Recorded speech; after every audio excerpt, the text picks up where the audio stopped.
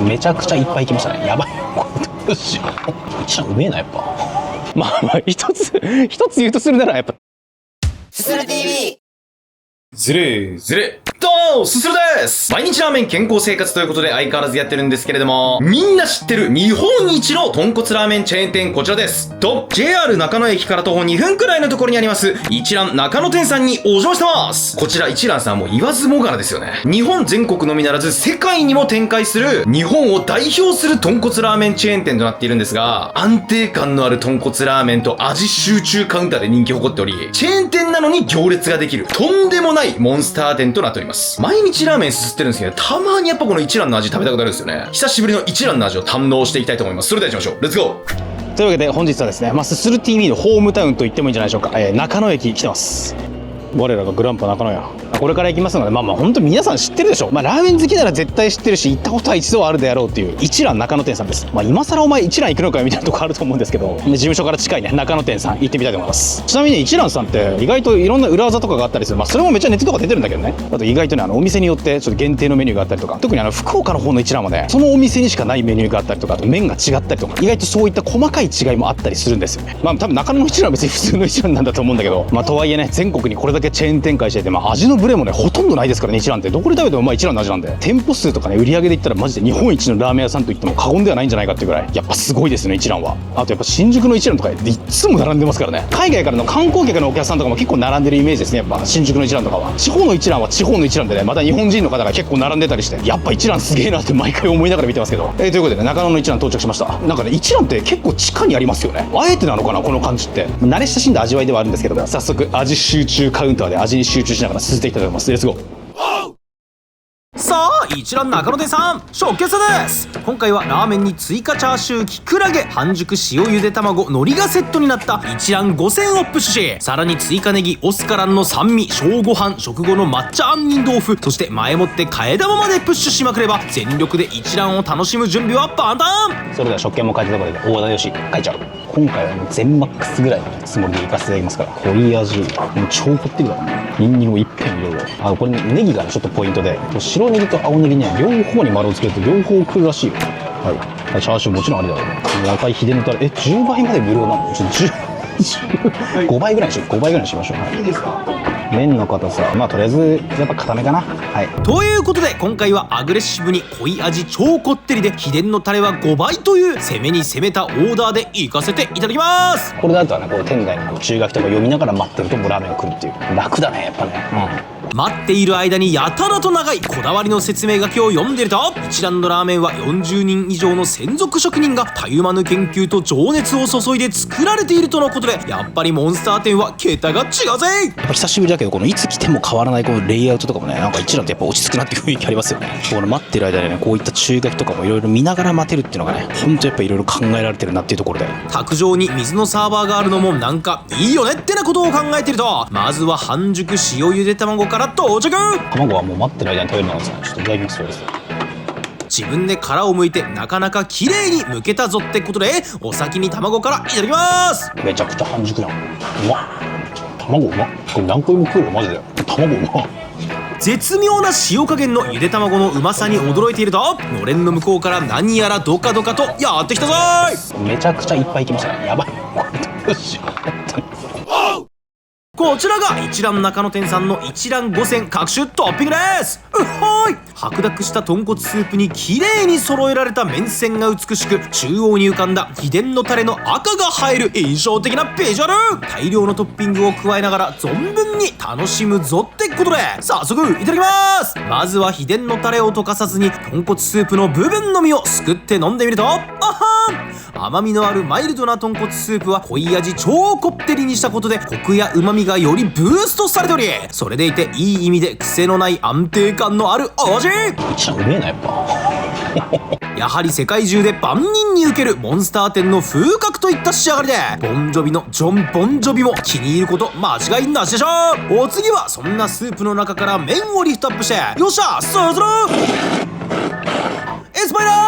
一蘭特製の細ストレート麺は固めにしたことで絶妙に食感の残った茹で加減となっており、小麦の甘みも感じられるうまい麺。独自ブレンドした小麦粉をその日の天候、気温、湿度を考慮し、毎日違う配合で製麺して熟成させているとのことで、40人以上の専属職人たちの腕が光る計算され尽くした一杯となってます。このまま大量のトッピングたちも全投入しちゃうぞってことで、たっぷりの追加ネギにキクラゲ、チャーシューもドカドカと乗せていけ、全部合わせてすすっていきます。ネギのシャキッと感にキクラゲのコリ食感、そして溶け出した秘伝のタレの奥深い辛みも合わさって、それでいながら破綻しない味の応酬がたまりません。薄切りのチャーシューを2枚合わせて食らってみると、適度な味しみと舌触りの良い食感がナイスで、ライスにもよく合って食欲がますます加速していきます。とにかくノンストレスなスープと麺、トッピングたちにすすりはとどまるところを知らず、気づけばあっという間に1杯目の麺を完食。間髪入れずに替え玉プレートをセットすると、店内にチャルメラの音が鳴り響きます。替え玉を待ちながら海苔をスープに浸してライスを巻いて食らっていると、速攻で替え玉が到着。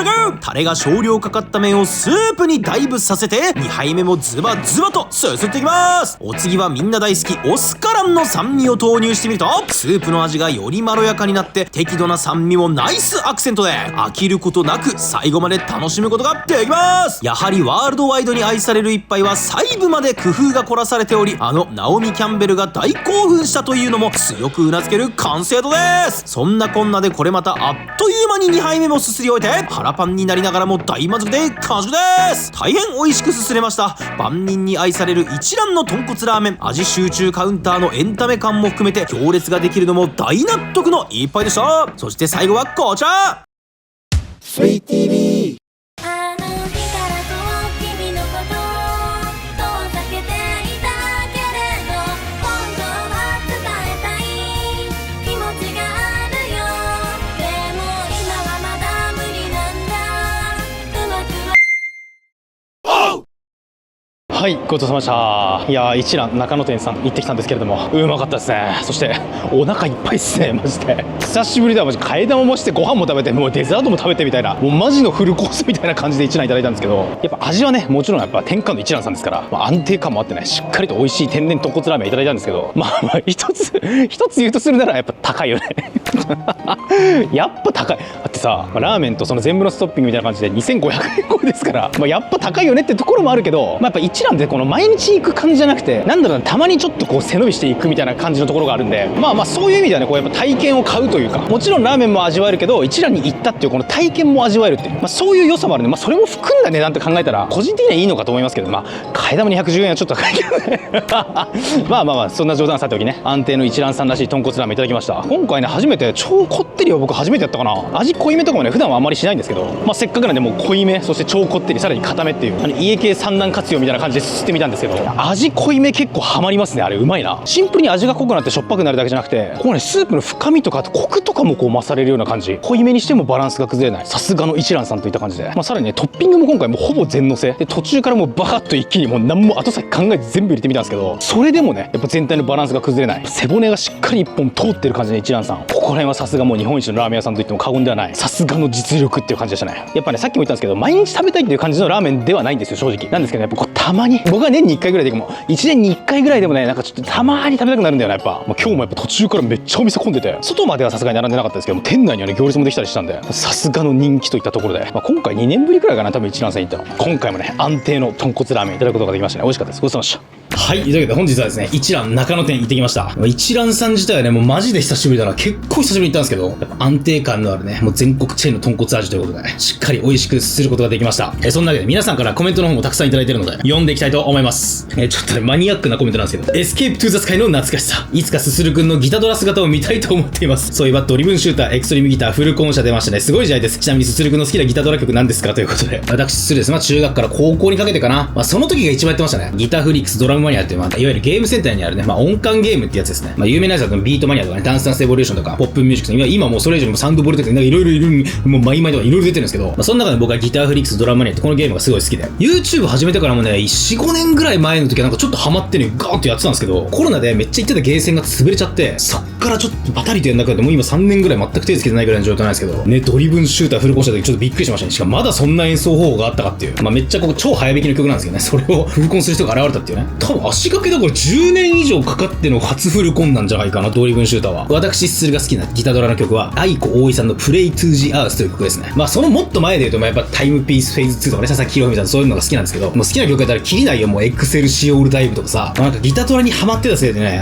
中高の頃のそのいわゆる J-POP みたいなのマジで全然聴いてなくて、もうギタドラの曲と、あとバスの曲ばっかり聴いてなんかこういう人間が出来上がってしまったっていう。まあなのでたまにね、視聴者さんでそのゲーセンで使えるね、カードあるんですけど、そのカードにサインしてくださいとかで言ってくださる方がいて、その時はなんかもう言葉というよりも心で通じる感があってすごい嬉しいです。はい。青森の麺匠闘業めちゃくちゃうまいのでぜひ行ってみてください。美しい麺線、透き通ったスープすごく美味しそう。最近あっさり系の美味しさにも気づいたので行ってみたいですと。僕もやっぱりそのラーメン二郎とか、その濃厚なラーメンから徐々にいろんなラーメンをすするようになって、今はね、淡麗のラーメンを好きになりましたけど、やっぱね、あっさり系でめちゃくちゃうまいお店になった時に、うわ、あっさりのラーメンもうまいんだっていう瞬間が来るんですよね。もちろん最初からそうなって、そういう風にラーメンを好きになる人ももちろんいると思うんですけど、やっぱり、ね、いろんなジャンルをこう食べてみるって、もちろんラーメンに限らずですよ。本当にもう、なんか焼肉もなんかいろんな部位を食べてみるとかね、なんかお寿司もなんか赤酢だなんだいろいろな酢の使い方があったりとか、ほんとジャンルによってもいろんな食べ物ありますから、やっぱ好き好みせずにいろいろ食べてみると結構世界が広がるみたいなところもあるような気がしますね。そして、すするさんの夜の食事はごく普通ですかということで、なんか若干質問に含みを感じるけど、それは俺の心が濁ってるだけだな。これ別に普通の話をしてるよね。夜の食事っていうのはね、夜ご飯ってことですもんね、普通に。夜ご飯は基本的には食べないんですけど、まあ食べるとしたら今はもう鍋。やっぱ僕ダイエット宣言をしましたので、2月20日までに5キロ落とせないと YouTube を引退すると公約を立てましたから、今はね、夜の食事もうほぼ鍋だけですね。まあ飲み会とかも今はね、ちょっと忘年会新年会シーズンで若干ちょっと増えてますけど、まあ、やっぱお昼にね、2、3軒ラーメン食べてますから、で、それでライスもつけたりするでしょ。今日なんてライスもつけて替え玉もしてさらにデザートまで食べてるから、こんな生活をしてるとね、やっぱやばいことになるんで、基本的にね、夜の食事をどうにか抑えて、こう全体の釣り合うとっていう感じですね。所沢にあるワンタン麺の店、恩和のワンタンがめちゃくちゃ美味しいです。所沢での塾の帰りはメガガーデンでのスロット帰りに食べた思い出の味です。12月閉店となってしまうので、ぜひスーさんにも食べてほしいです。よろしくお願いします。終わっちゃったやん、もう。これ年明け出てるもんね、これね。名前知ってたな、恩和って。12月閉店したんだ。うわー、やっぱほら、もうほんとこういうさ、推しは押せる時に押せっていう言葉ありますけども、やっぱすすりたいラーメンとかもね、ほんとすすれるうちにすすっとかないと。それこそまあ12月で言ったらね、東京も西東京のね、屈指の名店ですね。キラボスさんですね。もう豚骨ラーメンでも東京の豚骨ラーメンといえばみたいなお店だったんですけど、いや、キラボスさんも行こうと思ってて、結局12月めちゃくちゃ忙しくて、もう胃袋の隙間もなく行くことができずに閉店してしまいましたね。やっぱこういうのはもう思い立った時に行かないとダメですね、ほんと。フラットさんから聞きましたが、ジャンタムうまいって思うんですよ。フラットさんって誰なんだフラットさんってどこのどなたの方なんでしょう。ジャンタマはもうマジでコツコツやってるだけで、うまくはないですね、別にそんな。まあ結局なんかね、4マがね、銀の間で、3マは一応玉の間まで上がってるんですけど、もう玉の間に上がった瞬間全然勝てなくなったね、ほんと。まあとはいえね、私すらもまあほんといわゆる一般的な麻雀好きなっていうだけなんですけど、まあかなりね、麻雀の方好きですんで、ぜひぜひ皆さん対局よろしくお願いします。それではまた明日の動画でお会いしましょう。こそれ。ジャンタマは普通に成田くんっていう名前でやってるんで当たったらよろしくお願いします。それではするの公式キャッチフレーズ。一覧、中野店さん。驚異の安定度や、チェーン店でこのクオリティをどこでも食べれるってのはマジですごいですよね。